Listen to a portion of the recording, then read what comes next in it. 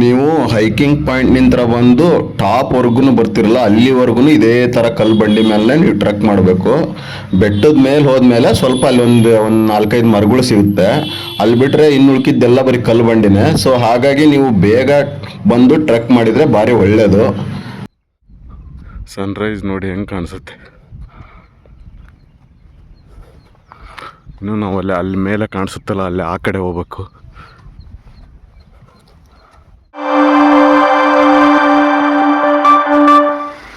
ನಮಸ್ಕಾರ ಸ್ನೇಹಿತರೆ, welcome back to my YouTube channel. ಈಗ ಸಮಯ ಬೆಳಗ್ಗೆ 6 ಗಂಟೆ. 6 ಗಂಟೆಗೆ ಎಷ್ಟು ಬೆಳಕಾಗಿದೆ. ನಾನಿವತ್ತು ರಾಮನಗರದ ಕಡೆ ಇರೋವಂಥ ಒಂದು ಟ್ರೆಕ್ಕಿಂಗ್ ಪ್ಲೇಸಿಗೆ ಬಂದಿದ್ದೀನಿ. ಒಂದು ಬೆಟ್ಟ ಹತ್ತಬೇಕು ಅಂತ ಅಂದು ಬಂದಿದ್ದೀನಿ. ನೀವು ರಾಮನಗರ ಹಾಗೆ ಬಿಡದಿ ಕಡೆ ಬಂದರೆ ಸುಮಾರು ಟ್ರೆಕ್ಕಿಂಗ್ ಪ್ಲೇಸ್ಗಳು ಸಿಗುತ್ತೆ.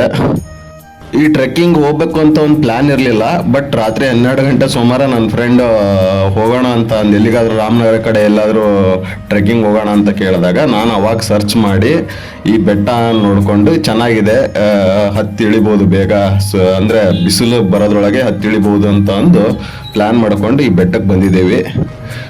ನಾನಿವತ್ತು ಬಂದಿರೋದು ಬಿಡದಿಯಿಂದ ಸುಮಾರು 17 ಕಿಲೋಮೀಟ್ರು, ಹಾಗೆ ಬೆಂಗಳೂರಿಂದ 60 ಕಿಲೋಮೀಟ್ರ್ ದೂರದಲ್ಲಿರುವಂಥ ಯತಿರಾಜ ಸ್ವಾಮಿ ಬೆಟ್ಟಕ್ಕೆ ಬಂದಿದ್ದೀನಿ ನಾನಿವತ್ತು. ನಿಮ್ಮ ಎದುರು ಕಾಣಿಸ್ತಿದೆಯಲ್ಲ, ಇದೇ ಯತಿರಾಜ ಸ್ವಾಮಿ ಬೆಟ್ಟಕ್ಕೆ ಹೋಗೋ ಸ್ಟಾರ್ಟಿಂಗ್ ಪಾಯಿಂಟು. ಇಲ್ಲಿ ಎಂಟ್ರೆನ್ಸು ಈ ಕಡೆ ಅಂತನೂ ಹೋಗ್ಬೋದು, ಇಲ್ಲ ಪಕ್ಕದ ಕಡೆ ಅಂತನೂ ಹೋಗ್ಬೋದು. ಇಲ್ಲಿ ಕಬ್ಬಣದ ಆಕಾರದಲ್ಲಿ ಎಂಟ್ರೆನ್ಸ್ ಮಾಡಿದ್ದಾರೆ. ಹಾಗೆ ಇಲ್ಲಿ ಸ್ವಲ್ಪ ಮುಂದೆ ಬಂದರೆ ಯತಿರಾಜ ಸ್ವಾಮಿಗಳ ಪಾದುಕೆಯನ್ನು ಪ್ರತಿಷ್ಠಾಪನೆ ಮಾಡಿದ್ದಾರೆ. ಇಲ್ಲಿ ನೋಡಿ ನಿಮ್ಮ ಎದುರಿಗೆ ಕಾಣಿಸ್ತದಲ್ಲ, ಇದು ಈ ಬೆಟ್ಟ ಈಸಿ ಇದೆ ಹತ್ತಲಿಕ್ಕೆ, ಏನು ಟಫ್ ಏನಿಲ್ಲ.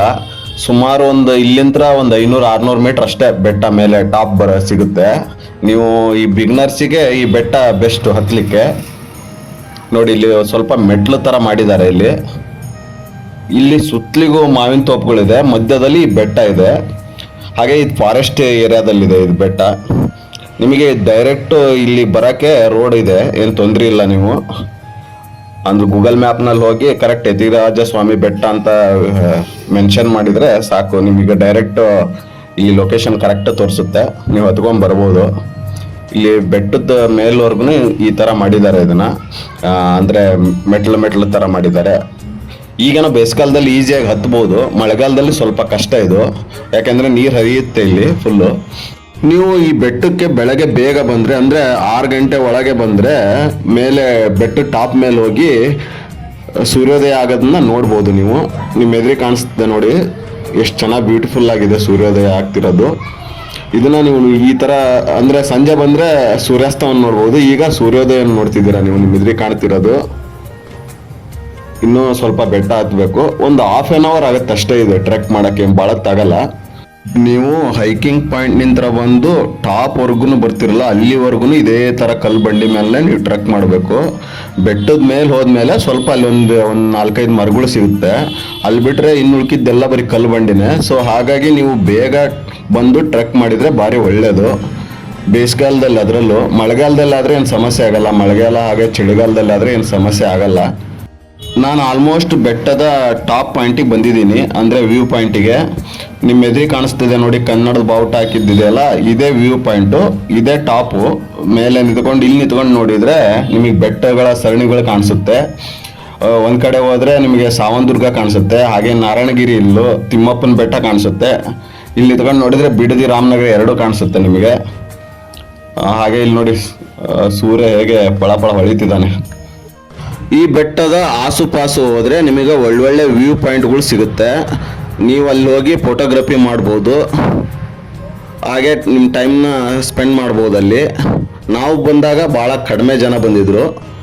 ನಾವು ಇಡೀ ಬೆಟ್ಟದಲ್ಲಿ ನಾವು ಒಂದು 10 ಜನ ಇದ್ವಿ ಅಷ್ಟೇ.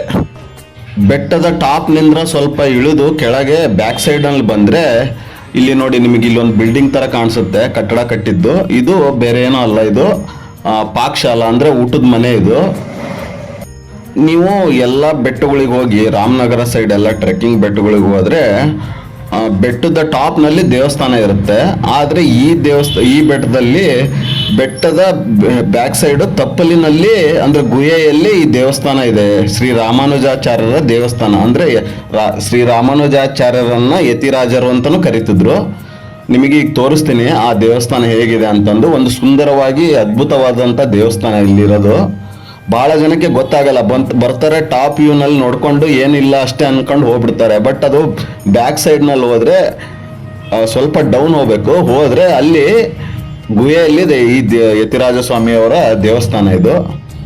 ಈ ಬೆಟ್ಟಕ್ಕೆ ಬರಬೇಕು ಅಂತ ಅಂದರೆ ಒಳ್ಳೆ ಸೀಸನ್ ಅಂತ ಯಾವುದಪ್ಪ ಅಂದರೆ ಮಳೆಗಾಲದಲ್ಲಿ ಬರ್ಬೇಕ್ರಿ. ಒಳ್ಳೆ ಮಸ್ತಾಗಿ ಕಾಣಿಸುತ್ತೆ. ನಾನು ಭಾಳ ವಿಡಿಯೋಗಳನ್ನ ಈ ದೇವಸ್ಥಾನದ ಬಗ್ಗೆ, ದೇವಸ್ಥಾನಕ್ಕೆ ಬರಬೇಕು ಅಂದರೆ ಬಿಫೋರ್ ಎಲ್ಲ ನೋಡ್ಕೊಂಬಂದೆ. ನಾನು ಕೆಲವೊಂದು ವಿಡಿಯೋಗಳನ್ನ ಹಾಗೆ ಇಮೇಜಸ್ಸು ಎಲ್ಲ ನೋಡ್ಕೊಂಬಂದೆ. ಮಳೆಗಾಲದಲ್ಲಿ ಮಾತ್ರ ಅದ್ಭುತವಾಗಿ ಕಾಣಿಸುತ್ತೆ ಈ ದೇವಸ್ಥಾನ. ಬೆಟ್ಟದ ತುಂಬ ನೀರಿನ ಜರಿ ಹರಿಯುತ್ತೆ. ಒಂಥರ ಮಲೆನಾಡಿನಲ್ಲಿ ಅನ್ನೋ ಒಂದು ಫೀಲ್ ಕೊಡುತ್ತೆ ಈ ಬೆಟ್ಟ ಮಳೆಗಾಲದಲ್ಲಿ. ಈ ಬೆಟ್ಟದ ತಪ್ಪಲಿನ ಗುಹೆಯಲ್ಲಿ ಸುಮಾರು ವರ್ಷಗಳ ಕಾಲ ಶ್ರೀ ರಾಮಾನುಜಾಚಾರ್ಯರು ತಪಸ್ಸು ಮಾಡಿದ್ರು ಅಂತ ಇತಿಹಾಸದಲ್ಲಿ ಹೇಳ್ತಾರೆ. ಇನ್ನೇನು ನಾವು ದೇವಸ್ಥಾನ ಹತ್ತಿರ ಬಂದಿದ್ದೀವಿ. ಇಲ್ಲಿ ನೋಡಿ, ಇಲ್ಲಿ ಸಳ್ಳು ಹಾಕಿದಾರಲ್ವಾ, ಇದು ಪ್ರೊಟೆಕ್ಟಿಗೆ ಹಾಕಿದ್ದಾರೆ. ಇಲ್ಲಿ ಇಳ್ಕೊಂಡು ಸ್ವಲ್ಪ ಡೌನಿಗೆ ಹೋದರೆ ಎಡಭಾಗದಲ್ಲೇ ದೇವಸ್ಥಾನ ಇದೆ. ನಿಮಗೆ ತೋರಿಸ್ತೀನಿ. ಈಗ ಕರ್ಕೊಂಡು ಹೋಗ್ತಿದ್ದೀನಿ ನಾನು ನಿಮ್ಮನ್ನ ಅಲ್ಲಿಗೆ. ಈ ದೇವಸ್ಥಾನ ಎಲ್ಲ ಸಮಯದಲ್ಲೂ ಓಪನ್ ಇರಲ್ಲ. ಓನ್ಲಿ ಬೆಳಗ್ಗೆ ಬಂದು ಅಲ್ಲಿರೋಂಥ ಪುರೋಹಿತರು ಅಥವಾ ಪೂಜಾರಿಗಳು ಬಂದು ದೇವಸ್ಥಾನದಲ್ಲಿರೋಂಥ ಶ್ರೀ ರಾಮಾನುಜಾಚಾರ್ಯರಿಗೆ ಪೂಜೆ ಮಾಡಿ ಹೋಗ್ತಾರಂತ ಸ್ಥಳೀಯರು ಹೇಳಿದರು. ಮತ್ತು ವೀಕೆಂಡ್ನಲ್ಲಿ ಓಪನ್ ಇರುತ್ತೆ ಅಂದರು. ನೋಡೋಣ, ಇವತ್ತು ಓಪನ್ ಇದೆಯಿಲ್ಲ ಅಂತ ಗೊತ್ತಿಲ್ಲ ನನಗೆ. ನಾನು ಹೋಗ್ತಿದ್ದೀನಿ ಅಲ್ಲಿ ದೇವಸ್ಥಾನ ಹತ್ತಲೇ. ಈಗ ಸಮಯ 7 ಗಂಟೆ ಆಗಿದೆ. ಇಷ್ಟು ಬೇಗ ಬಂದು ಇಲ್ಲಿರೋಂಥ ದೇವಸ್ಥಾನ ಓಪನ್ ಮಾಡಿ ಪೂಜೆ ಮಾಡ್ತಾರ ಅನ್ನೋದು ನನಗೆ ಡೌಟು. ನೋಡೋಣ, ಓಪನ್ ಇದ್ದರೆ ಲಕ್ಕು, ಇಲ್ಲ ಅಂದರೆ ಹೊರಗಿಂತನೇ ಕೈ ಮುಗಿದು ಬರ್ತೀನಿ. ನಿಮ್ಮ ಎದುರಿಗೆ ಕಾಣಿಸುತ್ತೆ ನೋಡಿ, ಇದೇ ಬೆಟ್ಟದ ತಪ್ಪಲಿನ ಗುಹೆಯಲ್ಲಿರುವಂಥ ಶ್ರೀ ರಾಮಾನುಜಾಚಾರ್ಯರ ದೇವಸ್ಥಾನ, ಅಂದರೆ ಯತಿರಾಜ ಸ್ವಾಮಿಗಳ ದೇವಸ್ಥಾನ.